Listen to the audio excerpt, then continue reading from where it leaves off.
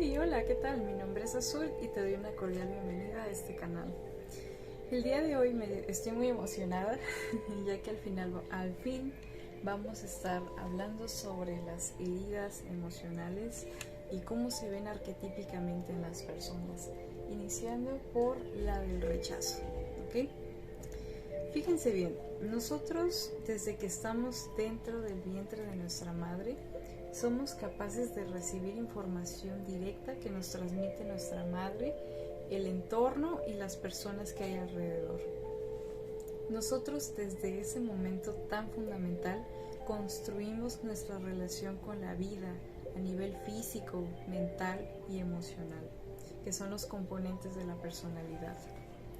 Ahora, cuando la situación de mamá o de nuestra madre es compleja, ya sea porque no fuimos deseados, porque hubo violencia física, ¿no? Violencia intrafamiliar, porque a lo mejor está pasando por un proceso de una viudez o la muerte de un familiar como su madre o cualquier otro que sea muy muy cercano. A lo mejor está pasando por una depresión, ¿no? Previa, a lo mejor un miedo y una angustia a ser madre, o percibimos un miedo a ser padre, una crisis económica, etcétera. La situación que ustedes gusten. Toda esta información negativa se transmite directamente al feto o cuando estamos concibiendo o al bebé una vez que nace, ¿no? Y lo que nosotros le damos como mensaje es que el lugar en donde se encuentra es hostil, es desarmonioso, produce angustia, dolor, intranquilidad, ¿ok? ¿Pueden imaginarlo? Esto es muy duro, honestamente.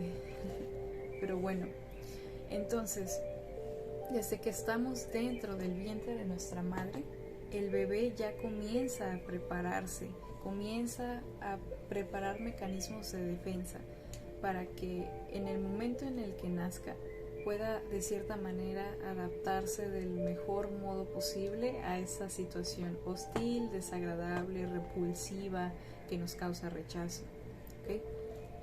Ahora, si el niño de cierta manera percibe un entorno no amoroso y confortable, él va a sentir un repudio que va a manifestar de forma, digamos, instintiva, ya sea enfermándose, llorando porque no se adapta o presentando algún tipo de alergias en la piel. Si se dan cuenta, todos estos síntomas son muy muy simbólicos y tienen mucho que ver con la antítesis del rechazo, que es el afecto. Y el afecto, como lo habíamos visto en el video de nutrientes emocionales, es un nutriente emocional básico y constituyente de las herramientas principales para que nosotros podamos afrontar la crisis del nacimiento y todo el resto de la vida, ¿no? La escalera de la vida que vimos. Entonces, el afecto es un arquetipo femenino, es el arquetipo de la madre, si lo quieren ver así.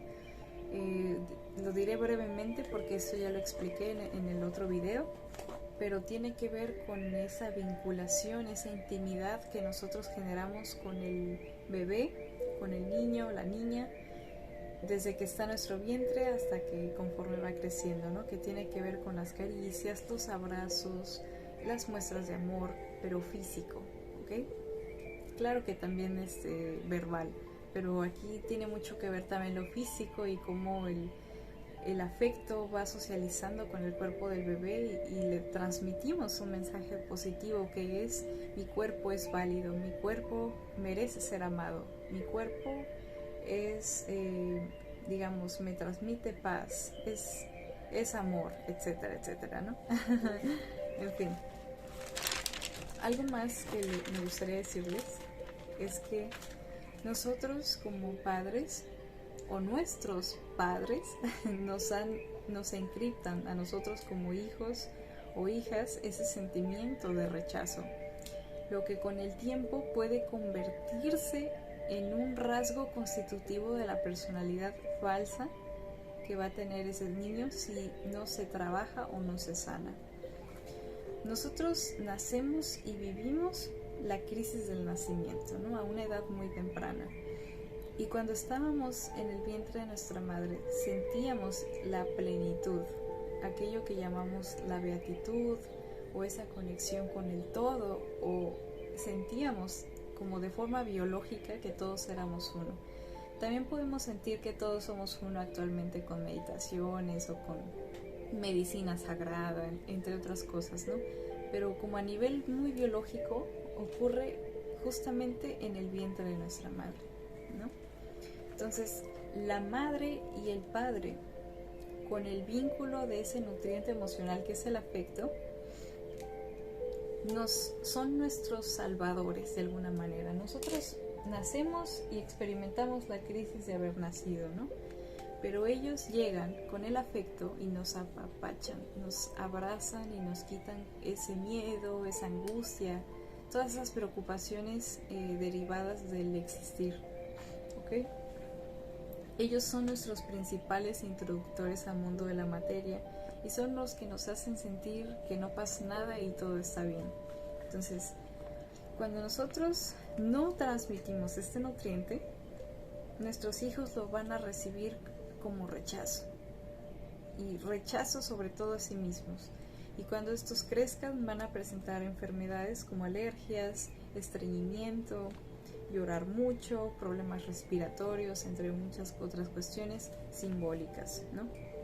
Ahora, suponiendo que no hubo situaciones adversas en la concepción, un fenómeno interesante que puede surgir es que nosotros podremos llegar a crear o a manifestar, digamos, un rechazo o una herida de rechazo cuando uno de nuestros progenitores se rechaza a sí misma o a sí mismo.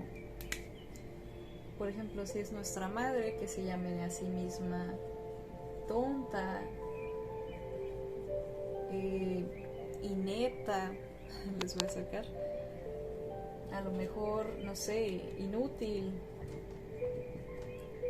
gorda o flaca, repulsiva, entre otras cuestiones. O también a nivel emocional, digamos, presenta tristeza, ira, envidia, etcétera, etcétera, que son técnicamente emociones caos. Lo que va a provocar es que nosotros nos va a sembrar o vamos a hacer el campo de cultivo de semillas inconscientes de rechazo a nosotros mismos. Algo curioso es que generalmente hasta lo que hemos visto es que ese niño va a recibir el rechazo directamente. Esto en el caso de que la madre no sufrió algún tipo de adversidad en su embarazo y si fue deseado. Por ejemplo, si ese niño fuera hombre, ¿no?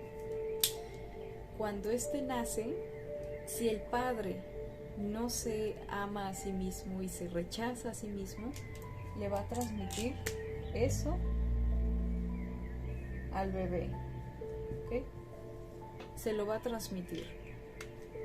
Y esa transmisión de información le va a generar la herida del rechazo. ¿Y por qué ocurre esto? Porque nuestros padres nos transmiten la forma de ver al mundo y la forma en la que ellos se ven en el mundo. Ellos también nos enseñan, sobre todo, y algo muy interesante, nos enseñan cómo se es aquello que entendemos como ser hombre o ser mujer, ¿de acuerdo? Por eso sí pega bastante fuerte cuando la herida de rechazo, cuando es transmitida ante el progenitor del mismo sexo. ¿Ok? Espero que se haya entendido. A ver, les voy a leer una página muy interesante que explica mejor esta situación. Miren, dice: cuando un padre o una madre tienen la herida de rechazo, suelen ser padres instalados en su propio mundo, ausentes o aislados, que expresan un rechazo en su forma de verse como hombre o mujer. Tienen poca capacidad para manifestarse con poder en lo que hacen. Cuando nacemos en una familia donde ambos padres o alguno de ellos o todo el sistema es de rechazo, hay dos características. Uno, son padres ausentes, ensimismados en su propio mundo, o dos, sobreprotectores, otra de las maneras de transmitir rechazo al entorno. Un padre sobreprotector desarrolla y enseña a su hijo una forma de miedo, ya que no será incapaz de desarrollar sus propias fuerzas para salir del mundo. Esas fuerzas no se desarrollan porque el padre o la madre las crea para ellos. Y esto es otra forma de enseñar rechazo por el entorno, al cual temerá porque se siente sin recursos. Fíjense qué fuerte. Fíjense, y luego algo que también les quería decir es que nosotros compartimos el cuerpo emocional con nuestra madre. Este círculo rojo va a ser el cuerpo emocional de la madre, ¿ok? Y lo vamos a ver también con el hijo, en esa figura roja.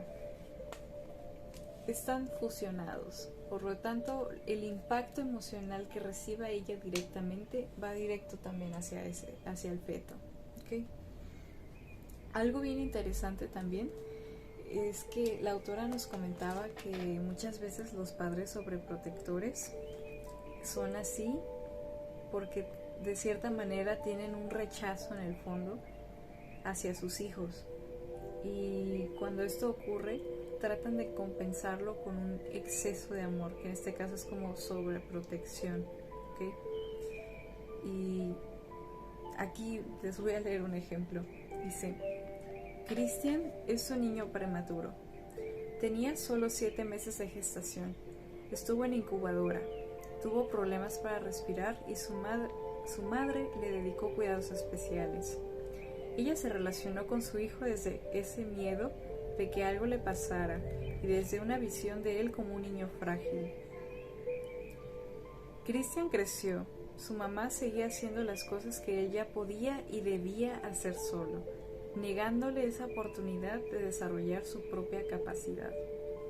A la larga, ambos estaban hartos, porque uno se hizo incapaz de responder ante sus asuntos y la madre de resolverlos, pero tampoco confiaba en que el hijo los hiciera como tal. La madre tenía mucho miedo. En un principio es normal que ante una enfermedad tengas cuidados de más, pero por tantos años, ¿en qué momento deja de enterarse la madre de que su hijo ya es capaz y sigue reforzando su posición disminuida o de inferioridad?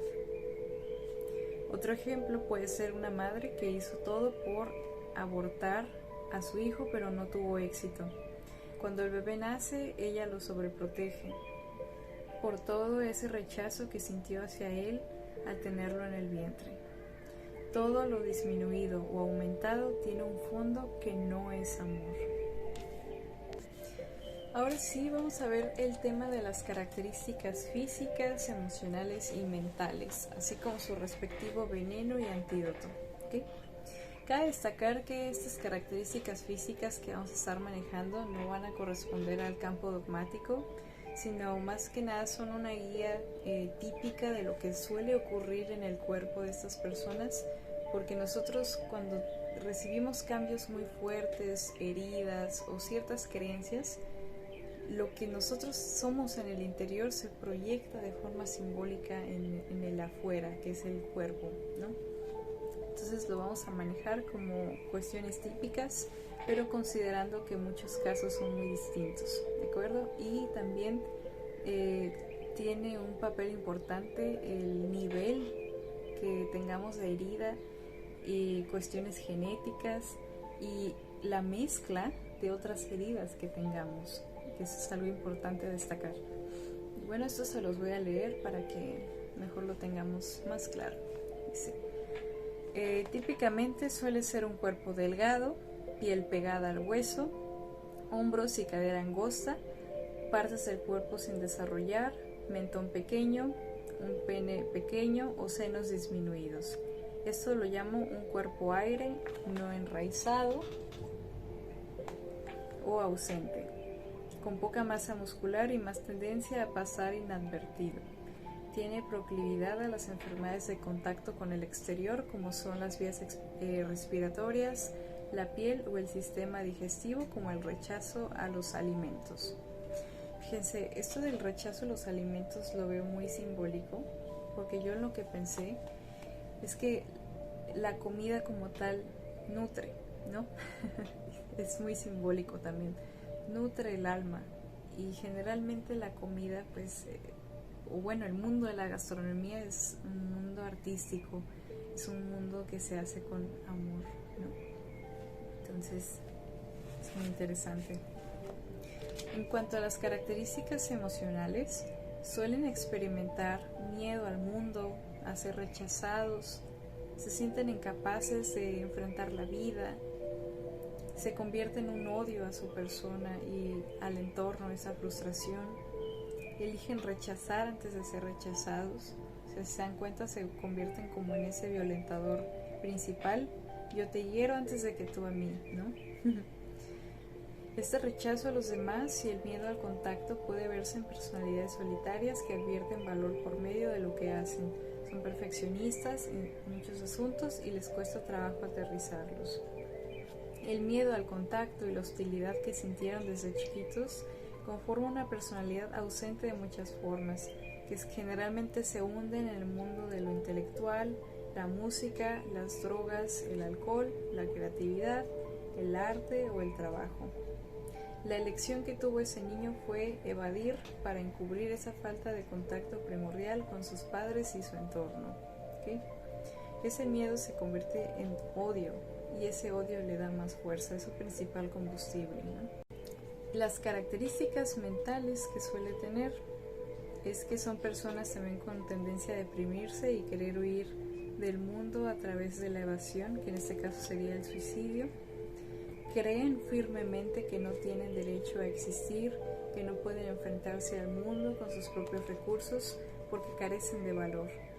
Tienen un mundo interno muy grande y suelen pasar mucho tiempo en sus propios diálogos mentales. Si es una persona constructiva, puede ser una persona con una vida interna rica, pero si es destructivo, se va a acosar por aquello que no puede, sus miedos, sus deseos frustrados a enfrentar la vida. Suelen ser personas inteligentes, profundas y racionales. Podría ser un gran científico, músico, escritor o dedicarse a cualquier actividad que requiera de un mundo interno muy vasto y muy rico. Un trabajo en soledad, de introspección y de ir profundamente al fondo de las cosas. ¿Okay? La anulación de su persona, la sensación de no ser querido, el miedo al contacto, la autopersecución y la propia descalificación son sus principales venenos a nivel mental. Alicia es una mujer gay muy trabajadora. Tuvo una madre depresiva y ausente. Siempre se sintió chazada por ella. Su anhelo más profundo era ser aceptada y amada por su mamá. Su tarea de desarrollo inconclusa era ser alimentada, acariciada y aceptada por una madre. Hoy en día, a sus 42 años, todas las parejas que ha tenido comparten un perfil parecido. Protectoras, mayores que ella, muy controladoras, muy mamás. La relación empieza muy bien. A ellas les encanta la espontaneidad de Alicia y su modo de ver la vida, ligero y divertido. Pero después, cuando la relación avanza y se requiere de una mayor adultez de Alicia, ella no sabe cómo actuar, ofrece muy poco. En general, ella es una niña buscando mamá. No les da seguridad ni confianza, algo que toda relación madura necesita. Al final, sus parejas se cansan de su posición miserable hacia ellas, rechazan su forma de ser y abandonan la relación. Cuando nosotros permitimos que la personalidad herida maneje nuestra vida, lo único que de cierta manera generamos es la confirmación del dolor original. Es como ese retorno constante, ese retorno.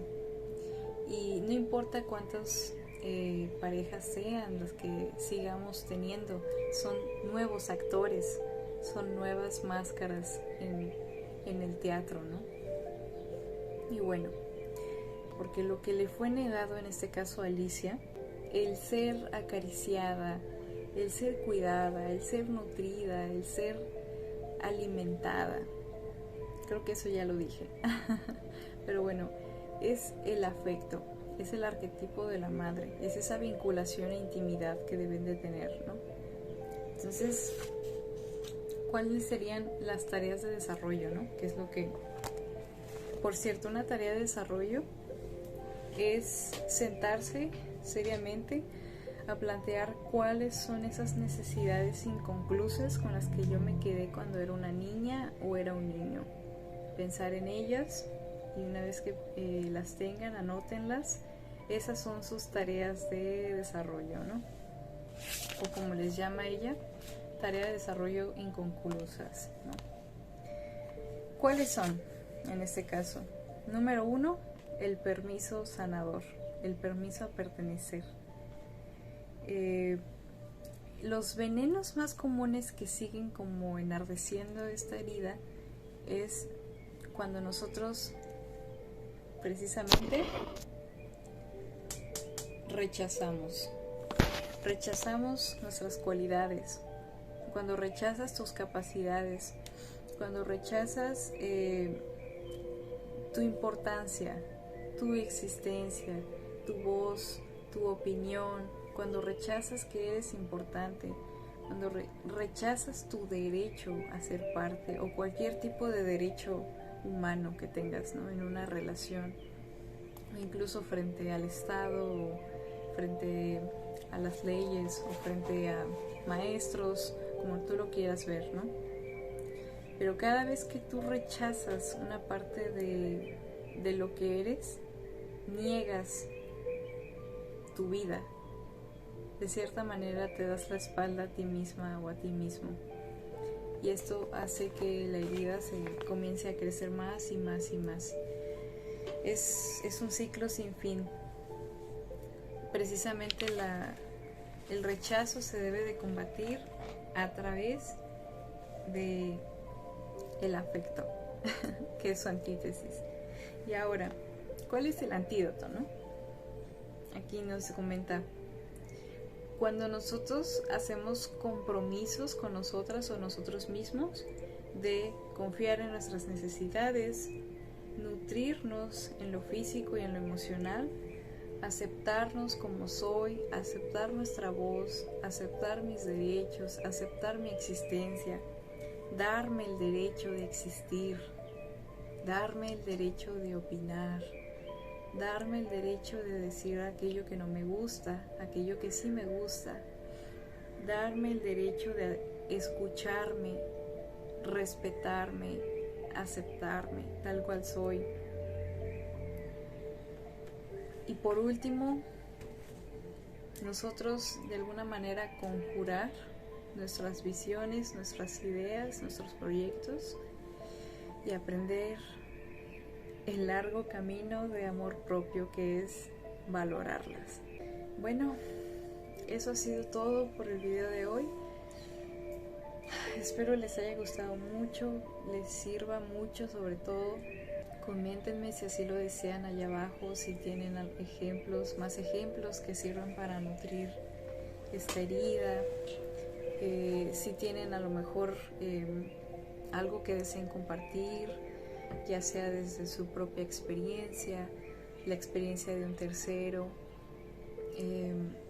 algo que pueda aportar al contenido de este video, que pueda abrirnos los ojos a muchas otras personas.